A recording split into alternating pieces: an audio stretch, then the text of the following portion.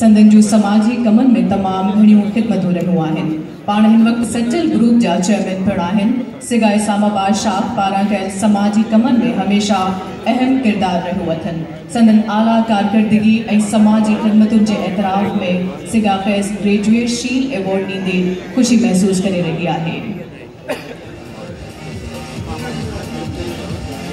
अब्दुल करीम साहब शायद के सबब जे करे रस्ते ते हूंदा, कंफर्म कयो हूं अचण जे लाइ। ग्रेजुएट शील्ड एवॉर्ड जे लाइ गुज़ारिश आहे जनाब मुंतज़िम हुसैन सरतो, जॉइंट सेक्रेटरी सिगा मेहरापुर शाख। मुंतज़िम हुसैन सहतो सिगा मेहरापुर जो नौजवान साथी गुज़िरियल 5 सालन खां वठी सरगर्म रज़ाकार तौर खिदमतूं सरअंजाम ॾेई रहियो आहे। सिगा मेहरापुर पारां मुनक़िद कयल मुख़्तलिफ़ मेडिकल कैंपुनि में सरगर्म रज़ाकार थी ज़िम्मेदारियूं निभाईंदा रहिया आहिनि। संदन समाजी खिदमतुनि जे एवज़ सिगा फैज़ ग्रेजुएट शील्ड एवॉर्ड ॾींदे ख़ुशी महसूस करे रही आहे। ग्रेजुएट शील्ड एवॉर्ड जनाब अब्दुल गफ़ार अबड़ो, BMC मेंबर सिगा हैदराबाद शाख। जी अब्दुल गफ़ार अबड़ो जो ताल्लुक़ सिगा हैदराबाद शाख सां आहे। संदस जे कयल समाजी ऐं तालीमी खिदमतुनि एवज़ सिगा फैज़ ग्रेजुएट शील्ड एवॉर्ड पेश करे रही आहे।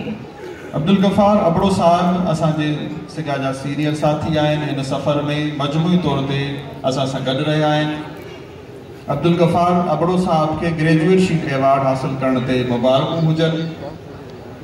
उनजे जज़्बे के सलाम ऐं तव्हांजूं भरपूर ताड़ियूं थियणु घुरिजनि अब्दुल गफ़ार अबड़ो साहब जे लाइ।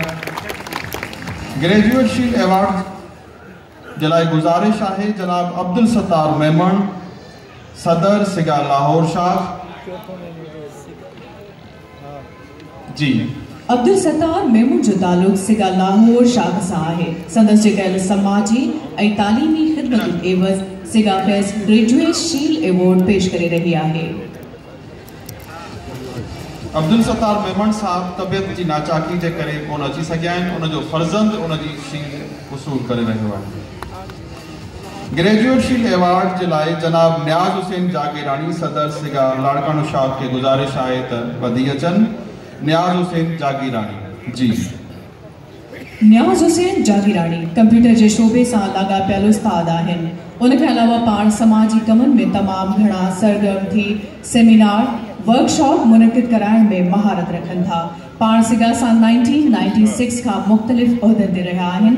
पाण सिगा तोड़ी मुख़्तलिफ़ तंज़ीमुनि सां उस्तादनि, चेयरमैन, वाइस चेयरमैन ऐं लोकल गवर्नमेंट जे बॉडी खे मुख़्तलिफ़ तरबियतूं कराईंदा रहनि था। ग्रेजुएट शील्ड एवॉर्ड जे लाइ गुज़ारिश आहे मोहतरम